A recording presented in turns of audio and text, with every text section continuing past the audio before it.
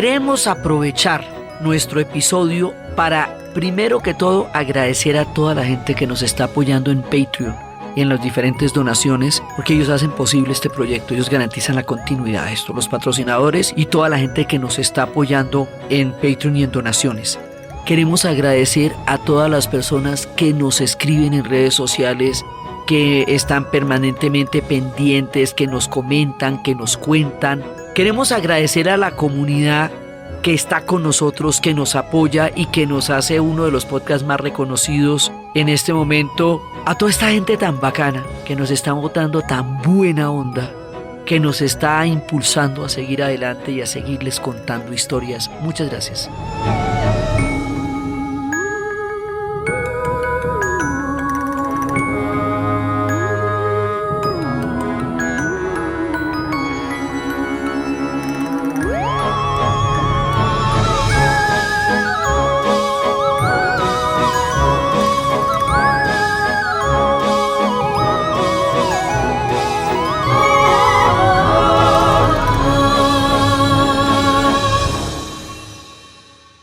Buenas, hoy vamos a hacer nuestro podcast especial de Halloween, pues porque es el momento en que se abre ese portal que se hace una vez al año, cuando empiezan a hacerse los días más cortos. Entonces hoy vamos a hablar de Halloween, vamos a hablar de brujas y vamos a hablar de muertos, porque también el primero es el Día de los Muertos, entonces se juntan estas dos celebraciones.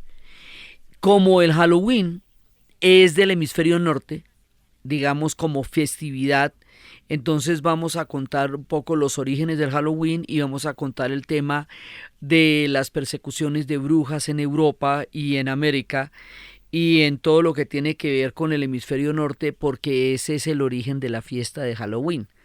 Entonces no quiere decir que solamente allá existan ni que solamente allá se haya dado, sino que es específicamente la geografía de nuestra primera parte de la historia, porque ya cuando hablemos de muertos sí vamos a ir a muchísimas diferentes geografías para ver cómo se entienden los días de los muertos y evidentemente donde los mexicanos, que son los maestros de maestros, que han logrado resignificar eso de una manera absolutamente increíble.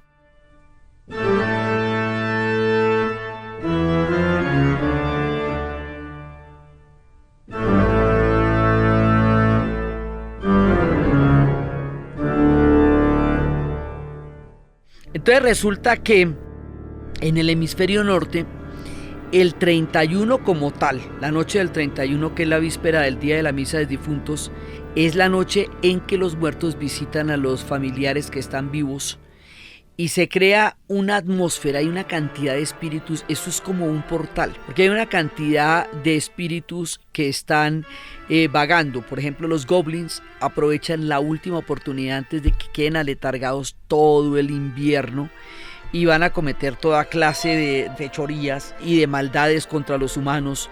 Se dice que los gritos y las brujas llenan el aire de la noche y que hay bandadas enteras volando en el año del Sabbat. Las hadas raptan a las jóvenes esposas, dicen, y luego las devuelven confusas y así como turuletas. Se llevan a los niños de las cunas, los hombres lobos aúllan, rondan con sus aves de presa, los fantasmas murmuran, gimen junto a las puertas, las manos esqueléticas salen de las antiguas tumbas, todas las tensiones sobrenaturales empiezan a cernirse. Los lectores de las bolas de cristal tienen más trabajo que en cualquier otra época del año, los quirománticos también están en la jugada, las mejores predicciones las están haciendo las gitanas en las puertas de todos los lugares y los mortales deben estar celebrando duro, bailando, jugando la fiesta de Halloween. Porque la celebración, los fuegos sagrados, los grandes fuegos, los bonfires, los fuegos enormes, las fiestas, el baile, sobre todo la danza, es la manera de conjurar a los espíritus que están sueltos durante las celebraciones de Halloween. Ahora, este Halloween es particularmente raro, macabro, distópico, extraño, porque sucede en el improbable escenario de una pandemia en el siglo XXI. Entonces, por eso nos remite a los pasados más miedosos, porque en realidad hay un síndrome también de milenarismo, y cuando se dio el primer milenio, en Europa había toda una suerte de especulaciones apocalípticas y todo eso, y como fue la época de la peste, entonces la peste desata todos los miedos juntos. Entonces, digamos, como esta idea de la peste y el Halloween y el hecho de que nos toque virtualizarlo porque no podemos salir directamente a conjurarlo en las calles, nos da una coyuntura cósmica bastante extraña. Esta fiesta nórdica tiene orígenes tremendamente oscuros. Y en realidad los orígenes más oscuros que tiene son la superstición, pero más que la superstición es el fanatismo, los miedos y los miedos colectivos. Es una manera de hablar de los miedos colectivos. Resulta que las brujas como tales, que son importantes protagonistas de estas ocasiones, había en las antiguas culturas vikingas y en las antiguas culturas celtas, las mujeres eran parte del conocimiento y las mujeres conocían las plantas, las mujeres conocían las curaciones, las mujeres conocían todo lo que había que conocer acerca de la sanación y de la naturaleza, porque eran religiones del bosque, porque la gente vivía en los bosques y porque de los bosques adquirían todo lo que necesitaban para su vida. Conocer el bosque era absolutamente esencial para poder vivir en él. Y el bosque lo conocían los hombres y las mujeres y eran druidas, y había mujeres druidas y había hombres druidas, y el conocimiento del bosque era parte esencial de la vida y de la religión y de la espiritualidad de los pueblos celtas, de los pueblos vikingos, de antiguos pueblos germánicos, todos aquellos pueblos que vivieron geográficamente en las zonas más boscosas de Europa. Con la cristianización, en el momento en que se hace ese trato entre los vikingos y los francos que les dan la Normandía para evitar futuros ataques vikingos porque los tenían asoleados, con la condición de que hasta ahí llegaran las invasiones vikingas, ese trato va a llevar a la cristianización, porque en la medida en que los vikingos estén habitando la Normandía, ya están habitando tierras cristianizadas de toda la Europa medieval y eventualmente se van a cristianizar, que es lo que en la serie de Vikingos representa el papel de Rollo. Con esa cristianización, las mujeres pierden todos los derechos, porque resulta que en la sociedad vikinga los hombres nacieron de un fresno y las mujeres nacieron de un roble. Entonces la idea de que la mujer o el cuerpo de la mujer formara parte de la propiedad del hombre no era algo que se pudiera pensar en la sociedad vikinga ni tampoco en la sociedad celta. Los celtas se cristianizaron muy tempranamente y esa primera cristianización le daba todavía un lugar a las mujeres dentro del espíritu sagrado del mundo de los monasterios que se dieron en la Irlanda primordial. Pero en la medida en que Irlanda se va relacionando con el cristianismo del continente, las mujeres van perdiendo derechos.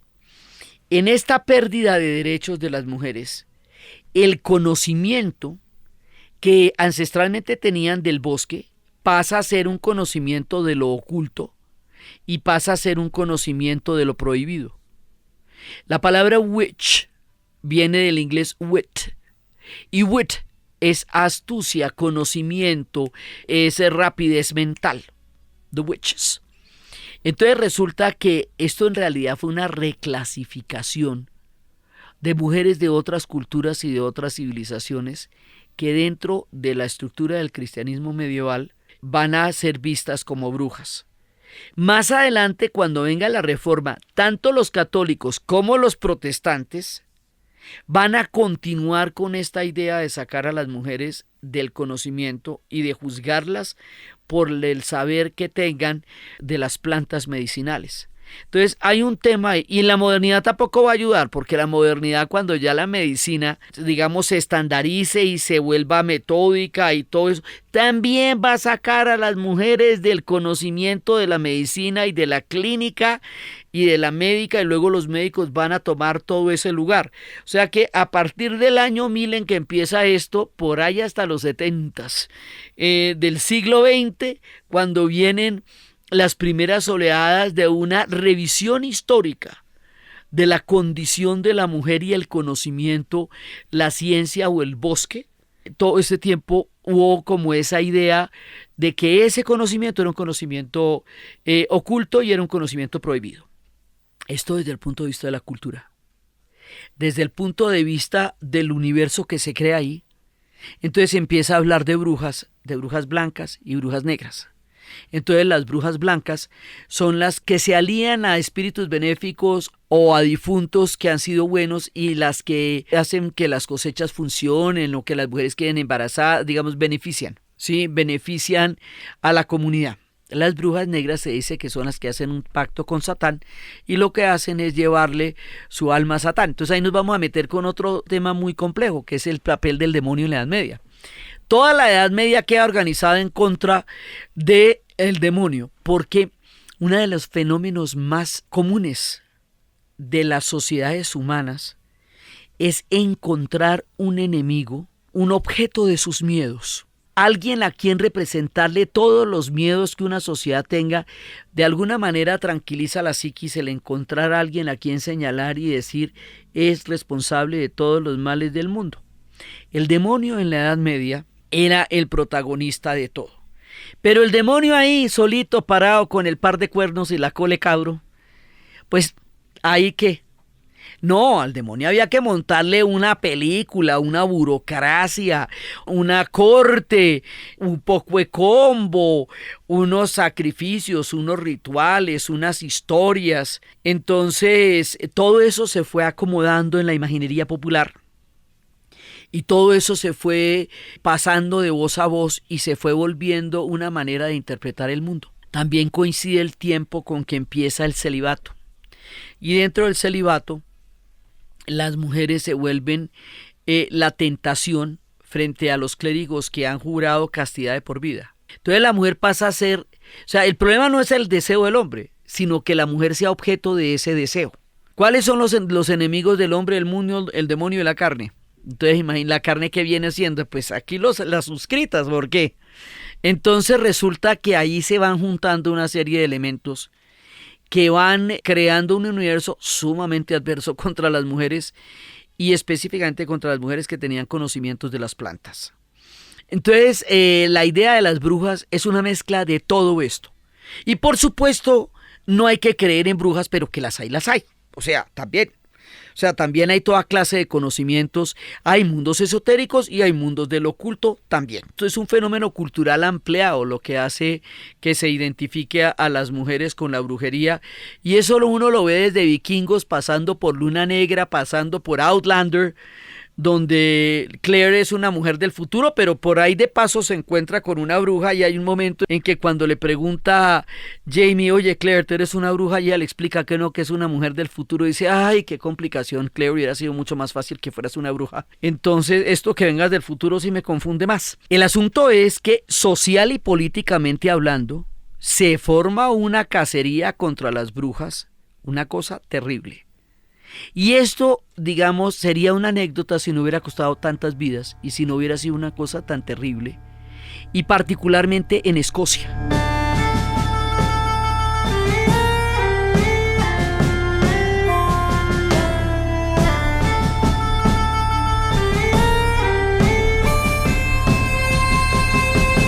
Es particularmente en Escocia, por eso insistimos en el carácter nórdico de nuestra geografía ahorita, porque resulta que en Escocia hubo un tema de cómo los ingleses destruyeron la posibilidad de la nación escocesa a lo largo de unas guerras terribles y acabaron con la cultura de la Highland hasta el punto en que declararon ilegal la falda que ellos usan, el kilt.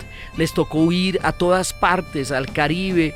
Hubo un momento en que se hizo invivible las tierras altas para los católicos después de la Reforma, dentro de todo el proyecto de expansión de Inglaterra, en donde Gales, Irlanda y Escocia fueron los primeros en enterarse de qué se trataba el experimento de expansión del Imperio Británico, que les cayó a ellos encima, primero que todo.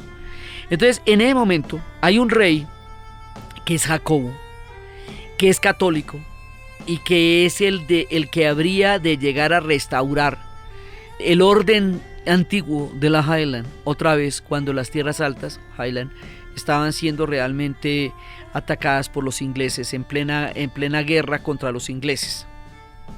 Los reyes ausentes, ya sea Ricardo Corazón de León, ya sea Jacobo o ya sea Fernando VII, suelen ser reyes míticos porque como no están gobernando no tienen la oportunidad de embarrarla, entonces todo en ellos es perfecto porque no hay que notar.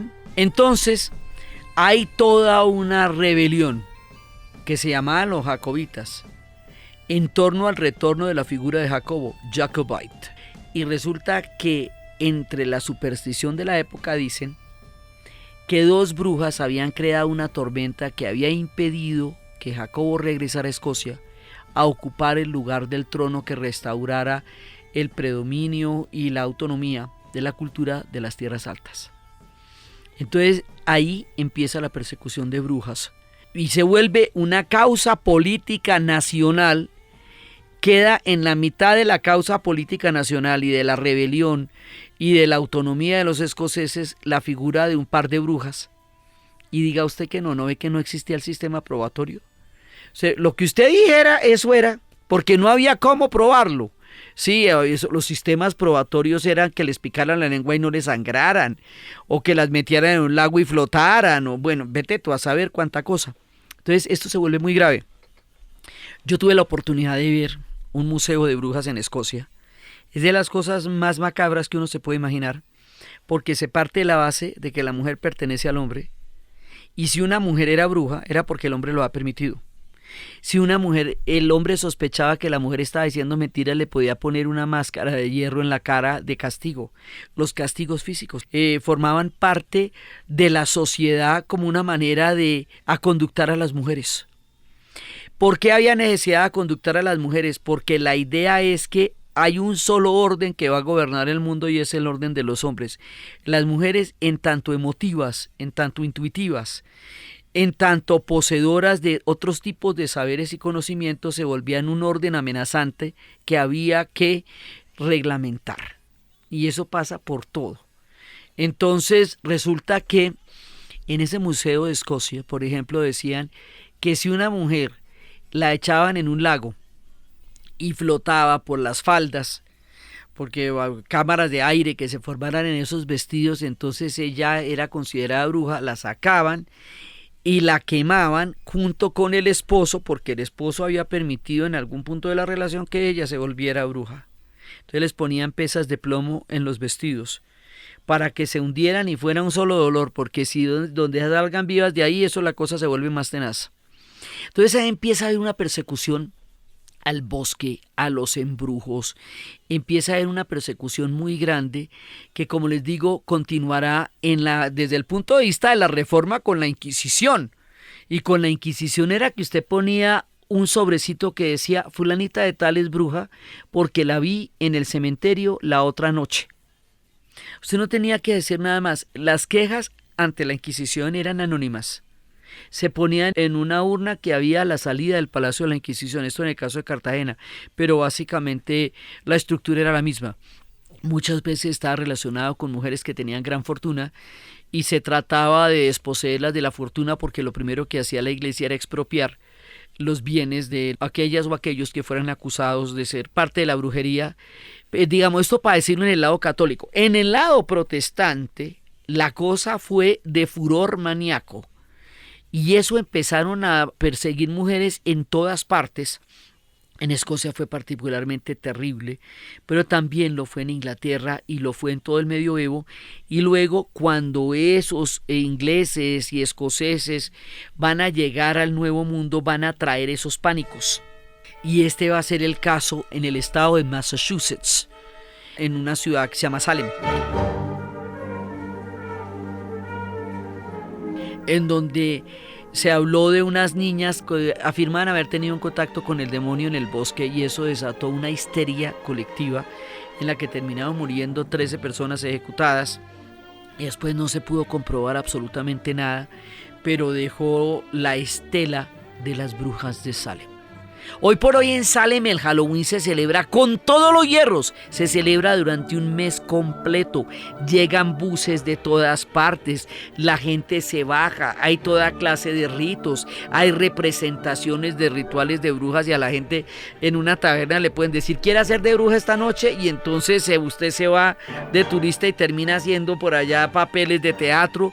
Se volvió proyecto cultural y turístico el Halloween en Salem, lo que fue una tragedia tan tenaz. O sea, esto es un espíritu oscuro, pero es un espíritu que en medio de lo oscuro y sus orígenes tan absolutamente terribles no deja de ser festivo.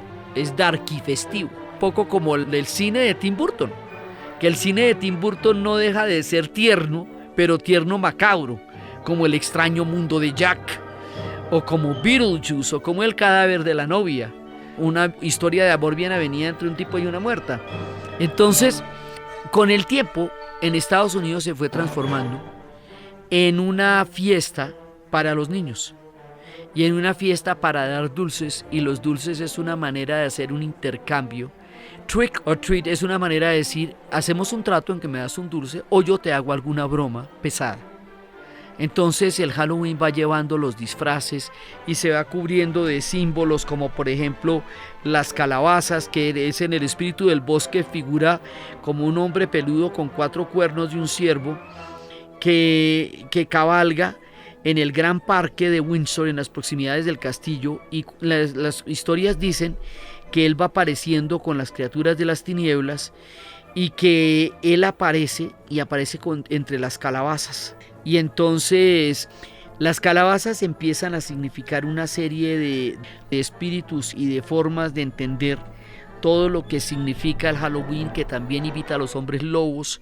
O sea, todas esas criaturas que por el otro lado uno las ve cómo se formaron en la literatura europea a partir de una novela que a mí siempre me gusta citar, que se llama El verano de que nunca llegó, de William Ospina, donde cuenta una noche en que estaba Polydor, estaba Lord Byron, estaba Mary Shelley, estaba otra de las grandes escritoras, y entre todos crearon los monstruos, porque Mary Shelley creó a Frankenstein, Polydor al vampiro, que más adelante Bram Stoker convertiría en el conde Drácula, que basada en la figura histórica de Vlad el Empalador, un hombre rumano que fue particularmente cruel contra los gitanos en la pelea contra los turcos otomanos, y cuenta la leyenda que una vez él le quedó herido en la batalla, se lo dieron a una gitana para que ella lo curara, y ella, en venganza por la crueldad extrema con la que trató a su pueblo, lo convirtió en vampiro.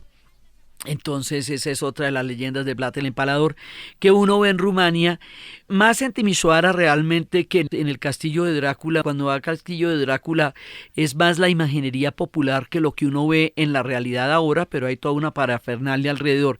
En la casa de él sí, en la casa de Vlad sí hay mucho más que le recuerde a uno a esas historias, pero el cine volvió ese castillo un escenario mítico para el tema de Drácula. Y la novela de Bram Stoker lo universalizó porque era el fenómeno del romanticismo en la literatura. Y el romanticismo en la literatura europea tenía que ver con los espíritus de la noche, del bosque, que se perdían bajo el ruido de la máquina industrial. Entonces, en ese verano que nunca llegó, William Ospina cuenta cómo por un fenómeno atmosférico de un volcán en Indonesia no llegó el verano a Europa. Ellos estaban en el lago de Ginebra, no pudieron salir, se pasaron 4 días contándose historias macabras, y de ahí surgieron los monstruos en la literatura europea. Entonces es un fenómeno literario, con los monstruos en la literatura, con Frankenstein, con Dr. Jekyll y Mr. Hyde.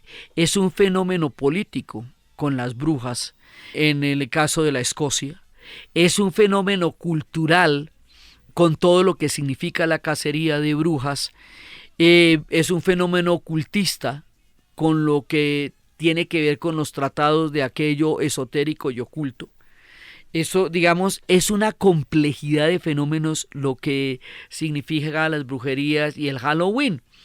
Entonces, la combinación de estos elementos hace que eso se vuelva una fiesta nórdica de muchísima importancia, además porque es el momento en que se empieza a oscurecerse la luz, los días se van a hacer más y más cortos, las noches más y más largas, hasta que ya estén en lo profundo de los inviernos, ya en el solsticio, el día más corto de todos y la noche más larga, y de ahí para adelante se les vienen 4 o 5 meses de inviernos oscuros. Entonces, en el hemisferio norte esto tiene un sentido muy importante por el cambio de las estaciones. La mayoría de las fiestas son de origen agrícola, porque fue la agricultura la que creó toda la concepción originaria de los pueblos europeos acerca de sus diferentes tradiciones, están ligadas a las cosechas.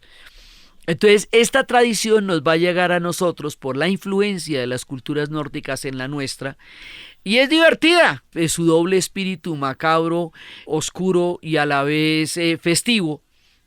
Además, digamos, el tema de los disfraces y todo eso permite todos los desdoblamientos del espíritu enmascarado, que siempre son una oportunidad para revelarse en esos otros que nos habitan, que solamente se pueden ver en Halloween. Entonces, esto, digamos, desde el punto de vista del Halloween, que esconde todas estas criaturas, que empezó con el espíritu milenario de la época de la peste, y como ahorita volvimos a estar en pandemia, entonces quedamos otra vez conectados con los espíritus, supersticiones y miedos que se generaban en la Edad Media.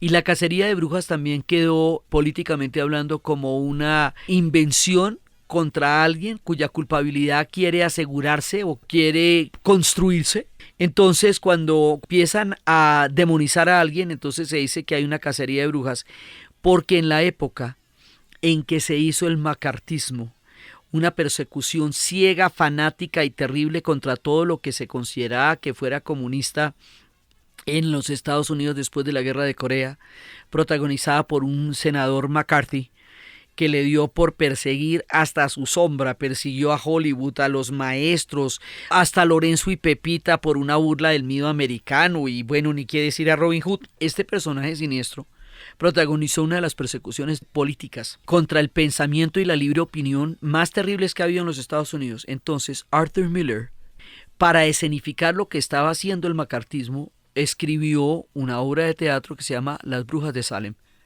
y contando lo que pasó en Salem, lo equiparaba a la época del macartismo. Por eso, de ahí en adelante, cuando se demoniza la figura de una persona, se habla de una cacería de brujas. Cuando hay una de estas histerias políticas en las cuales no se puede ni nombrar a alguien porque ya les parece pues que son los arquetipos de los meros demonios, eso es una cacería de brujas, que también tiene una connotación política que Arthur Miller le dio en su momento. Entonces, eso desde el punto de vista de las brujas y desde el punto de vista del Halloween, donde todos los disfraces, las luces, los colores, lo oculto, lo críptico, entonces es tiempo para ver lo que les digo, El extraño mundo de Jack, es tiempo para ver Luna Negra, serie italiana que en este momento está contando historias de brujas, una película que se llama La Bruja, que es excelente, porque además no solamente es buena, por lo que sí puede llegar a ser asustadora, sino porque recrea de una manera realmente muy bien hecha todo el espíritu de oscurantismo, superstición y miedo de la época, y es más miedosa por el miedo de los humanos que por lo que las brujas son, pero deja la duda de que no hay que creer en brujas, pero que las hay, las hay. La otra recomendación es La Aldea. Esa es otra, porque es noche para ver todo este tipo de películas, o sea, hay que aprovechar para ver películas, disfrazarse, hacer todo este tipo de ceremonias y exorcizar espíritus, fantasmas, miedos, confinamientos y todo lo que nos ha tocado vivir en este año, en esta distopía en la que hemos estado atravesando durante estos tiempos oscuros que nos ha tocado vivir y que nos desembocan en un Halloween particularmente macabro o extraño o diferente de lo que nos hubiera tocado antes. Pero también es el Día de los Muertos. Y el Día de los Muertos, los que saben cómo es el Día de los Muertos son los mexicanos. Vamos a hablar de algunas de las ideas de la muerte, pero la de los mexicanos es la más chévere, porque la de los mexicanos es solidaria, bacaneada, amorosa. O sea, ellos parten de la base, es una antigua tradición que mezcla fiestas españolas con un antiquísimo culto de los muertos entre los aztecas y entre los pueblos originarios mexicanos que son tan antiguos. Y de ahí resulta una amalgama cultural como pasa entre tantas cosas nuestras en América Latina, pero esta es particular. Resulta que los muertos vienen a visitar a los mexicanos una vez al año, el 1 de noviembre. Y cuando vienen a visitar a los mexicanos los tienen que recibir como los mexicanos saben recibir a la gente. Y los mexicanos saben recibir a la gente con todos los hierros, con toda esa generosidad y ese espíritu grande del pueblo mexicano. Entonces se les tiene todo lo que ellos amaban en la vida. Entonces se les tiene comida, hay un pan que tiene una forma de huesitos, ese es el pan de muerto. Hay un altar hecho totalmente con flores de caléndula que tiene las fotos de los muertos. Alrededor del altar hay ofrendas. Las ofrendas se hacen para que cuando llegue el muerto a visitar se le atienda, como cuando llega una visita. Pero al mismo tiempo en los cementerios hay encuentros de toda la gente que va a visitar a sus muertos en el cementerio y les lleva mezcal y les lleva tequila, se sienta con ellos, charlan, conversan, recuerdan, porque los muertos vienen de la manera más amorosa a visitar a los vivos, para darse en un encuentro que solo es posible ese día. Y después ya se van, y la idea es que se vayan porque imaginen que se queden, ¿cómo sería esto de complicado? No, pues toca que vengan, pues, queridísimos, pero se vuelvan a ir. Entonces, los muertos, ¿quiénes son? Los seres que hemos amado, las personas que hemos querido tanto. Los muertos son los mapas de aquellos por donde nuestro amor ha estado.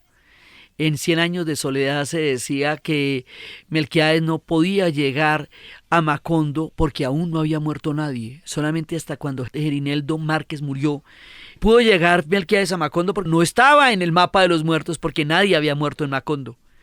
Entonces, en el mapa de los muertos están también nuestras propias historias, porque son las personas que hemos amado, con las que hemos compartido momentos muy especiales de nuestras vidas. Entonces es con esos y es desde el amor a los muertos, que es lo que es tan particular y mágico de los mexicanos. Esta fiesta no es macabra, esta fiesta es una fiesta gozosa, porque es la manera de recibir con amor a las personas que tú quisiste tanto y ya no están en este plano y en este mundo.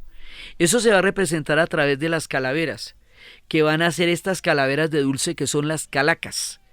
Y eso es una manera de participar de la alegría del encuentro con los muertos, y tú le das a tus amigos su calaca, toma tu calaca, ¿sí? Y estas figuras de las calaveras adornadas con flores, porque también durante la Revolución Mexicana hubo una manera de burlarse de esa clase alta inaccesible que gobernaba un México excluyente, donde nadie que no hubiera nacido en un determinado contexto social tenía ninguna oportunidad, donde estaba bloqueada la movilidad social en los tiempos anteriores a la Revolución, en las épocas del Porfiriato. Una manera de burlarse de esta clase aristocrática alejada de toda realidad mexicana era representarlos como esqueletos muy adornados, o sea, puestos sobre ropas muy elegantes. Esa es la figura de la Catrina. Entonces la Catrina es uno de los íconos de la Revolución Mexicana y después va a formar parte de la cultura mexicana de manera masiva. Entonces la Catrina, entonces la calaca, el mezcal, el altar, las flores, el pan de muertos, los encuentros, hacen de la fiesta de los muertos en México una cosa descomunal, tan impresionante como pueden ser los mexicanos en sus tradiciones que enriquecen al planeta con su manera de entender el mundo. Entonces, para ellos la muerte es la posibilidad de brindar con el ser amado que se ha muerto, o sea, con los padres, con los abuelos, entonces, y sus películas son muy bellas al respecto de los muertos. Entonces es para ellos una ocasión importante, gozosa, de la que se van preparando todo el año para cuando llegue el momento de los muertos y ellos puedan compartir sus historias y sus amores. Entonces, por eso en la película de Disney cuentan que el problema no es haber muerto, sino que no te recuerden. Entonces, eso es una investigación que hicieron grande allá para poder tratar de escenificar lo que era el culto, lo que es el culto de los muertos. Entonces los muertos están ahí en la medida en que se les recuerde en el corazón de las personas, en que sus seres amados los tengan siempre junto a ellos y los puedan llamar. Entonces la película muestra cómo los muertos se preparan para ser llamados y ser recibidos, y si hay alguien que no se puede, que no lo están llamando, pues ese muerto sí está muy tenaz. Por eso es tan grave lo de los desaparecidos, porque son muertos que no se pueden encontrar, y por eso es una herida que nos sana en el alma. Y por eso los estudiantes mexicanos cuya muerte no es clara sigue siendo de todas maneras una herida en el México contemporáneo. Entonces, porque es muy importante saber dónde están nuestros muertos para podernos relacionar con ellos en el día de todos los muertos y de todos los santos. Entonces esa es la idea de la muerte de los mexicanos.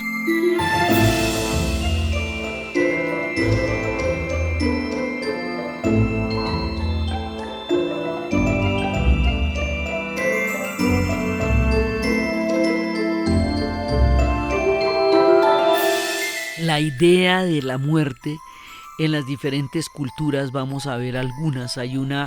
La idea de la muerte entre los japoneses era que los padres fundadores, Isamani y Sagani, se adoraban, se encontraban atractivos, sexys, chuscos. Uno pensaba que algo le sobraba y otra que algo le faltaba, y se pusieron de acuerdo y empezaron a crear a los seres del Japón. Y un día ella muere y él va a buscarla al inframundo. Y cuando la encuentra, ella ha comido el yomi, que es el fruto de la muerte, y se descompuso. Y él la miró y el espanto quedó clavado en sus ojos. Y salió corriendo, y le cogieron los japoneses una pereza a la muerte y a la impureza y a la descomposición que los atormentó mucho, los atormenta mucho desde el Shinto, pero que se los pudo de alguna manera mitigar el budismo, cuando el budismo resuelve desde la reencarnación y la cremación el tema de la pureza, que en el Shinto es tan supremamente serio, porque en el Japón coexisten el shintoísmo y el budismo zen, coexisten de muchas maneras. Entonces para ellos, ya cuando viene el budismo, eso da una esperanza que antes no podía dar el haber visto el cuerpo descompuesto de ella después de haber comido del yomi. Entre los chinos, la idea de la muerte es muy interesante, porque para los chinos no hay diferencia entre la vida y la muerte. La vida y la muerte es un solo ciclo, que tiene en una cara es la vida y en la otra cara es la muerte. Y los seres que conectan la vida con la muerte, los seres del crepúsculo, los que tienen las respuestas del sentido de la vida y la proximidad de la muerte, son los ancianos, porque son los conectores de ese círculo de la vida y la muerte. Por eso la vejez en China es tan importante. En el confucianismo, los ancianos llegaban a la plenitud de la vida. Por eso la medicina y la longevidad se hacían para que las personas tuvieran la mejor calidad de vida. Por eso el tai chi, por eso todo, inclusive el yin y el yang, el tao del sexo, todo está hecho para que la sexualidad, para que la vida, para que la vitalidad en la vejez sea grande y maravillosa, porque los seres del crepúsculo, en la medida en que tienen esa información para la sociedad, deben ser tratados con el mayor respeto. Por eso del soberano al súbdito, del anciano al joven, son los círculos concéntricos que conforman el confucianismo, que tiene que ver con la proximidad de la vida y de la muerte. Y entonces ellos son los que dicen, los ancianos son los que dicen cómo es el maní, cómo es la vida y cómo es la muerte, porque están mirando desde el crepúsculo. Y por eso es que toda la medicina china apunta a la longevidad. Entonces es una manera, y cuando decimos confucianismo también estamos hablando de los vietnamitas, y estamos hablando de una parte de los camboyanos, y estamos hablando de un combo del sudeste asiático que comparte el confucianismo como la esencia también del entendimiento de los chinos con respecto a la vida y a la muerte, y con respecto a los espíritus de los antepasados, que son tan influyentes en su presente como el de los parientes, porque no hay una diferencia entre los antepasados y los parientes. Entonces esos espíritus de los chinos nos hablan también de cómo existen diferentes maneras de entender la muerte. Los pueblos afro también entienden la muerte de diferentes maneras. La gente en Palenque tiene el cementerio, en el Palenque de San Basilio, a 1 hora de Cartagena, en Colombia. Tienen el cementerio a la entrada para proteger a la comunidad. Ellos tienen 3 mundos. En el mundo presente en el que están habitando la gente de Palenque hoy día, el mundo debajo del agua, que es una réplica del mundo en el que están habitando, y el mundo de los muertos. Los muertos interfieren y están presentes en la vida de los palenqueros.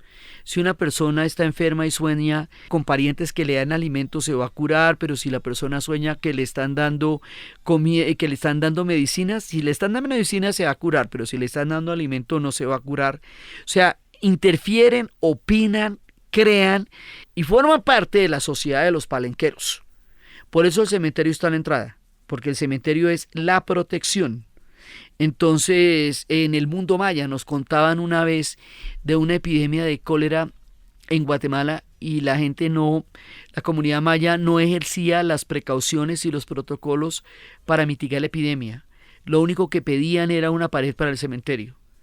Y como era tan reiterado su pedido, la Organización Mundial de la Salud les hizo la pared para el cementerio, y entonces empezó a funcionar todo el protocolo para poder detener la epidemia de cólera, y era porque si los muertos estaban descubiertos, los vivos se sentían tan desprotegidos que ni siquiera cuidaban de ellos mismos. Entonces la relación entre los muertos y los vivos, la relación entre los ancestros, los antepasados y el presente determina muchísimas culturas. En el África es una relación íntima, presencial, y entre los pueblos afros también. Y por eso se habla de pasar al otro lado, y hay toda una musicalidad y unos tambores para pasar al otro lado. Pero los del otro lado no es que desaparezcan para siempre, sino que están en un punto en el cual influyen en la cultura cotidiana. Entonces, cada uno de los pueblos tiene una relación con la muerte, pero tenemos una ventaja, como no sabemos nada de eso. Entonces, cualquier cosa puede ser posible. No es que no tenemos ni idea, o es que uno sí sabe. Entonces, cada uno de los pueblos determina cómo es su relación con la muerte, y eso va a ser con su relación con la vida. Los egipcios creían en la muerte como el corazón de su cultura y dedicaron una civilización completa al culto de la muerte, entendiendo por la muerte los mejores momentos de la vida. Entonces, ellos creían que el cuerpo, físico cuerpo, se va a encontrar con el alma. Hay un proceso de separación entre Ba y Ka, el alma y el cuerpo, que dura 235 días, después de lo cual ellos se van a encontrar. O sea, el alma se encuentra en el cuerpo. Inclusive hablan de una región cerca de Alejandría donde hay un faro ciego que no tiene vidrios. Entonces, la explicación que creen es que ese faro no tiene vidrios porque es para iluminar a las almas para que vuelvan a los cuerpos respectivos. Una vez que se metan en el cuerpo, empiezan el viaje al inframundo. Entonces, por eso la momificación es un rito tan riguroso. Les sacaban los órganos a través de la nariz. Los órganos que se descomponen, eso los ponían en unos cenotapios y ahí los conservan.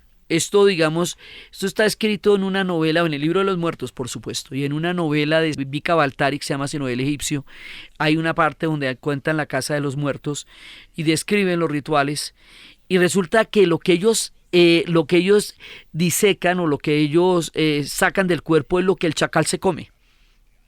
Y el chacal, o sea, lo que se comería el chacal de un cadáver, el chacal que es carroñero. Pero es que ¿quién los va a recibir ahí cuando lleguen al inframundo? Pues Anubis, el dios chacal. Y Anubis los va a recibir de una manera en la cual les va a probar el corazón. El corazón tiene que pesar tanto como una pluma o menos que una pluma. Eso quiere decir que la gente debe morir sin broncas, sin rencores, sin apegos, sin haber quedado con asuntos pendientes, para que el corazón se vaya ligerito, ligerito y se compare con una pluma. Sí, que es muy curioso porque el concepto del desapego en el budismo es así, mucho tiempo después. Una vez que llegan allá, van a entrar en ese mundo y allá se van a encontrar con el padre Osiris. Y esto es una maravilla porque las tumbas de los egipcios son fantásticas, hay juegos, hay música, son coloridas, se van a encontrar con Nut, que es una culebra, es como una especie de culebra, ella durante el día se traga el sol y al otro día vuelve y lo devuelve. Entonces, para ellos es una rumba, o sea, tenía que ser muy agradable la muerte para que le hubieran botado tanta corriente a la muerte, sin ser una cultura macabra. Lo que son es una cultura que tiene un concepto muy poderoso de la muerte, aún hoy día. Ellos que son musulmanes siguen teniendo un culto ancestral de la muerte, pero es que en el Islam la gente se entierra, simplemente se le pone una gasa y se pone sobre la tierra, para que la tierra se lleve lo que la tierra trajo. Entonces, sin embargo, se presenta un fenómeno que durante las guerras con Israel, y específicamente en la guerra del 56, hubo desplazamientos muy grandes de población egipcia que vivía en los territorios que después pasaron a Israel y después fueron devueltos, o sea, entre todo el conflicto. Y resulta que las personas se fueron a vivir a las tumbas, a un cementerio. Y se encontraron allá muy contentos. Ellos se encontraban contentos en el cementerio. Los dueños de los muertos estaban muy felices porque les estaban cuidando los muertos. Y después nadie los pudo sacar de ahí. Hay un barrio en el Cairo donde viven allá. Tocó hacerles una escuela y un hospital. ¿Por qué no? Estaban muy contentos allá. Quiere decir que a pesar del tiempo, del arraigo y lo poderoso que es, digamos, la cultura musulmana en Egipto, la idea de la muerte todavía sigue ligada a los siglos y siglos, porque fueron 27 siglos, un imperio, de lo que fue la civilización egipcia y su idea de la muerte. Es una de las ideas más atractivas, la idea de los egipcios. O la idea de los griegos también, que se iban y aparecía Caronte el barquero y había que darle una moneda, y luego iba a los 4 ríos, y los 4 ríos eran los ríos donde lo primero que había que llegar era el río del olvido, para poder pasar a los diferentes puntos donde se iban a encontrar con el inframundo, porque además ellos tenían 3, el cosmos está dividido en 3. Zeus, que era el dueño del cosmos, Poseidón, que era el dueño del mar, y Ares, el dueño de la muerte. Y por eso esa historia de Perséfone que muere y su madre la busca y llegan a un trato con Ares en que 6 meses la deja con ella y 6 meses en el inframundo, o lo que va a pasar con Orfeo y Eurídice, que la persigue hasta allá y no se puede, porque una vez que entras en el inframundo tú ya no vas a poder recuperar a la amada que se fue al inframundo y tú te quedaste. Entonces todas estas ideas y todas estas maneras de entender la muerte hace que el 1 de noviembre, el Día de los Muertos, pues las almas confusionistas se encuentren con los seres del crepúsculo, los griegos estén navegando el inframundo, los egipcios se encuentren con Osiris, los mexicanos celebren la gran fiesta del Día de los Muertos, que todas las diferentes maneras como se entiende la muerte en las diferentes culturas de una u otra forma vengan a la memoria ese 1 de noviembre, y hace que ese día sean los grandes fuegos y las grandes celebraciones del Halloween y del mundo del oculto. Y en estos tiempos tan extraños en que estamos viviendo, estos espíritus de los mundos ocultos, de los mundos de la penumbra y de los mundos del crepúsculo, nos visitan con mayor énfasis por toda la oscuridad que hemos vivido durante la pandemia, y por eso resultaba particularmente relevante hacer para ustedes un especial de Halloween. Entonces recorrimos estas culturas aquí, pasamos de calabazas a cementerios, pasando por toda clase de amuletos y de supersticiones, conjuras políticas, historias de pueblos, entre los círculos de la vida y la muerte, para atravesar este 31 de octubre en Halloween, en tiempos de pandemia. Entonces, desde los espacios de las brujas escocesas, de las mujeres de Port Royal, porque también las brujas escocesas fueron a Port Royal y hundieron lo que fue la famosa rumba de una ciudad mítica que después sería Kingston. Desde todas las historias del Caribe, de las historias de los hemisferios nórdicos, desde las historias de los mexicanos, desde las catrinas, desde los espíritus confusionistas chinos, desde los seres del inframundo de los egipcios, desde Anubis, análisis de todos los misterios de estos tiempos de portales en que se juntan diferentes mundos y universos en la narración de Diana Uribe. Y para ustedes, feliz día cualquiera que ese día sea y feliz noche en la noche de Halloween.